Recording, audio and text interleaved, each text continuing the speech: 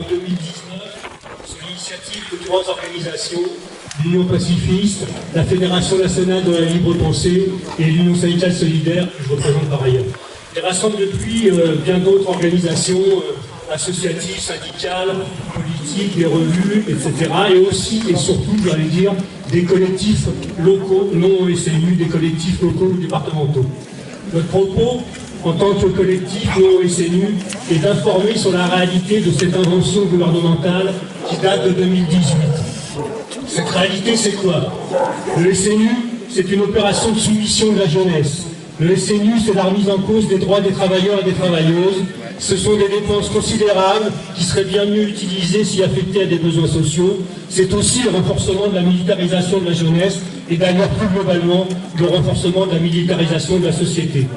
Le gouvernement prétend que le SNU est un outil pour apprendre aux jeunes à s'engager. Mais les jeunes, ils s'engagent déjà, ils n'ont pas besoin du gouvernement pour ça. Les jeunes, ils s'engagent comme ils le veulent, et comme elles le veulent.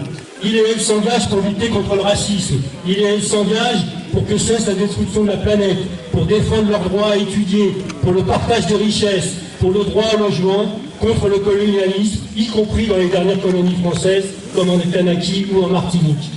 Les jeunes s'engagent aussi pour exiger la fin des occupations militaires. Ils et elles s'engagent contre les impérialismes, pour la paix et contre la guerre. Alors la guerre, justement, puisqu'on est le 11 novembre, on entend beaucoup parler dans les discours officiels à propos de cette boucherie monumentale que fut la Première Guerre mondiale, de défense de la patrie et de la nécessaire union nationale. Mais quelle patrie défendaient les centaines de milliers de Sénégalais, d'Algériens, de Marocains envoyés au massacre? La patrie qui expulse aujourd'hui leurs descendants et leurs descendantes? Pourquoi passer sous silence que cette guerre fut avant tout la conséquence de l'expansionnisme colonial de la France, de l'Allemagne et de quelques autres pays européens?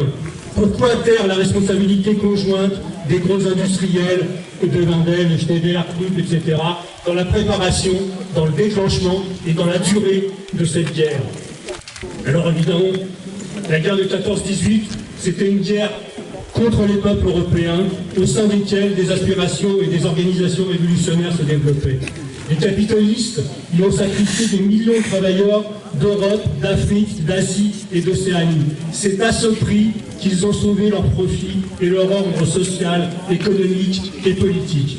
Alors bon, on n'est plus en 1914, mais cette 37e célébration annuelle du monument de Jansu se situe dans un contexte où les guerres sont très présentes. Il faut imposer la paix, une paix juste et durable, pour reprendre une expression souvent utilisée, avec raison, dans les réseaux militants.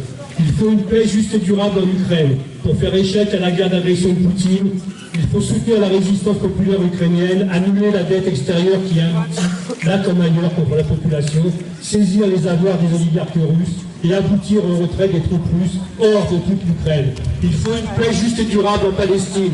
Pour cela, il faut rompre avec tout soutien au gouvernement raciste et génocidaire en place en Israël. Rompre avec tout soutien diplomatique, vente d'armes et de matériel pour en fabriquer, collaboration culturelle, sportive, commerciale, etc. Il faut agir pour la libération des otages détenus depuis le 7 octobre 2023. Il faut mettre un terme à la colonisation, rendre au peuple palestinien les territoires occupés. Les guerres, les conflits armés ne concernent pas que les territoires ukrainiens et palestiniens, Soudan, Birmanie, Mali, Liban, etc. Le colonialisme, les ventes d'armes, les dictatures militaires font des dégâts partout dans le monde. J'en reviens au SNU pour conclure. Il y a 2 semaines, le ministre de la Jeunesse et des Sports a annoncé que la généralisation prévue pour 2025 ou 2026 n'aurait pas lieu. Non pas que le projet ne les intéresse plus, mais pour des raisons budgétaires. Disons-le, la non-généralisation est évidemment une bonne chose. Mais ce qu'il faut, c'est abandonner sur le service national universel, c'est rejeter toute opération de militarisation de la jeunesse. Par exemple, les classes de défense, l'ancienne et héritière du funeste protocole armée-école du gouvernement de gauche en 1982 et réactualisées sous des formes diverses par les gouvernements successifs depuis maintenant 42 ans. Alors non au service national universel, non à la militarisation, oui à l'émancipation sociale et oui à la paix juste et durable.